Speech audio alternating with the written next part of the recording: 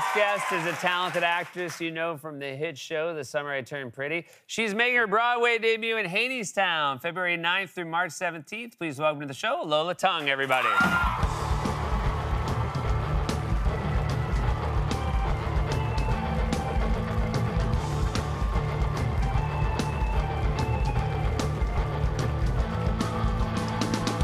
Welcome to the show, Lola. Thank you. Thanks for having me. This is your late night debut. We're so honored to be sharing it with Wow. Yeah, I'm thrilled to be here. you. So, The Summer I Turned Pretty, a massively popular show. Congratulations on its success.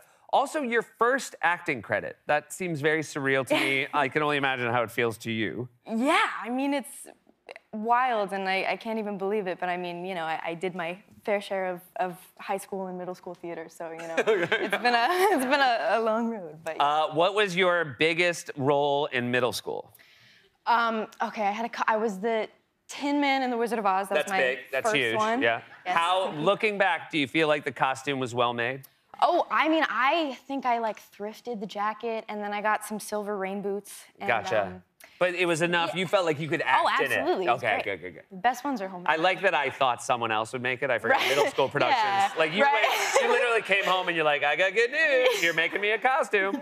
Yeah, my mom was very supportive. So All right, that's good. And then what about high school? High school was, I didn't do as many shows. It was more like classes and scenes, and I was studying drama in high school. So I was Apostle number 9 in Jesus Christ Superstar. All right. That was a good one.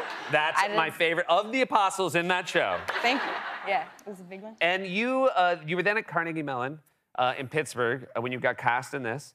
And you were also going to acting school in college during the pandemic. So that meant masks, which I'm wondering what it was like being a student doing acting with scene mates and you were all in masks. Yeah, I mean, half of it was like a lot of eye contact work, which is super fun. And then we did scenes on Zoom. So I was at home in my living room, and my sister was on her online classes in the other room, and I was like screaming into the computer screen at my classmates. So that was... It's funny, I feel like the pandemic was hard for anybody who was studying, but I do feel for your sister, because I would imagine the hardest is when your family member is Zoom acting class. Oh, yeah.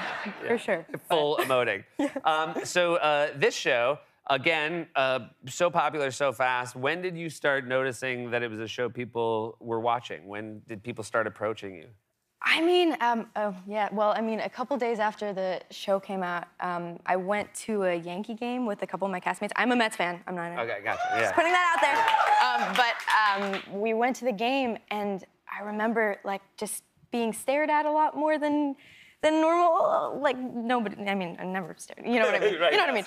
And then like seeing pictures on the internet that I didn't know were taken from afar of of just all of us hanging out, and I was like, oh man, this is a drawing attention, I guess. But I'm so happy that the people love When it. you, I would imagine when you first saw the part, when you first read the script, it must have felt like, oh, this is such a cool part, such a cool show. You must have been so excited when you found out you got it. Yeah, I totally was. And I mean, I wasn't, I was in school and kind of just was like, this is my path. So it was cool to just have a little, be a little spontaneous and have this really amazing curveball thrown my way, You had a very baller celebration when you found out you got this. Yes. What did you do? Tell everybody, because it is exactly what I would do if I got a huge part. Okay, I'm glad. I mean, it's the only thing to do. My roommates came home and we all made dinner and watched Zootopia. Yeah. That was what we did. Yeah. That's how Shout out you to them. do it. Yeah. It was awesome. You probably called them and were like, you guys want to watch Zootopia? And they were like, what happened? What are we celebrating? We do it for all events, all exciting moments. So you went viral on TikTok with an answer to a question, which watching it, it's just you authentically reacting. And were you surprised that this became something that then had, I guess, an online moment? Absolutely. I mean, I feel like you can't ever really predict what goes viral, and I was just excited about a question. You were excited about a question. First, I'm going to show everybody, in case they haven't seen it, here's your reaction to a question that everybody was very taken with your reaction. Oh my goodness, I love this question. I think Right. Now, I will say, I watched that, I'm like, oh, that is very endearing. It's really fun. Also, by the way, I've done this show almost 1,500 times. I've never asked a guest a question where they've reacted that way. I really feel like I have to up my question game. It was a question about Taylor Swift music, so you know. I mean, Okay, gotcha. I was very enthusiastic. All right.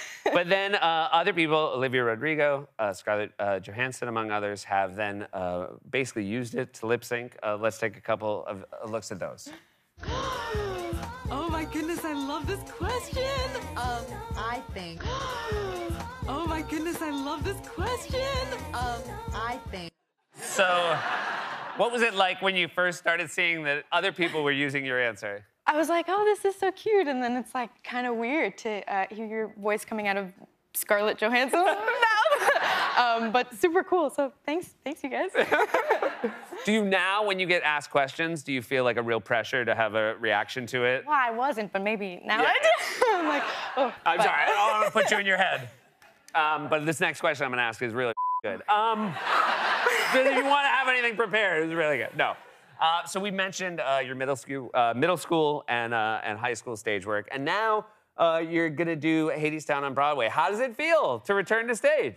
It's like the best feeling ever. I mean, it's where I fell in love with acting and all that. So I'm so excited. Yeah. And so what process are you in? Obviously, the show is up and running right now. So what is the process for someone like you who's stepping into the role? Like, what are rehearsals? It's working with like the dance captain and the directors and a bunch of the amazing swings. And then I'm also in rehearsal with Ani DeFranco, who's stepping into Persephone really soon, one of the other roles of the show. And that's been like the coolest thing ever because she's awesome. And I'm just having a blast. I mean, it's like, we've learned the show and we've done it a couple times, so it's starting to feel real. And when you now have access, obviously, to maybe a slightly better, if not free, discounted tickets, are family and friends coming out of the year? Are they like, don't forget me, Lola, I watched Zootopia with you. That's right. You owe me. It's funny, because I think most of my friends and family were very quick to jump to buy tickets when the announcement came out, so I'm grateful for that. A lot of people are coming to see it. Some of my college friends. So, yeah, I'm super excited that. Well, it's really wonderful. Congratulations on all your success, the show, and I'm looking forward to you and Hadestown break a leg out there. All right. Thank you. Thank you so much.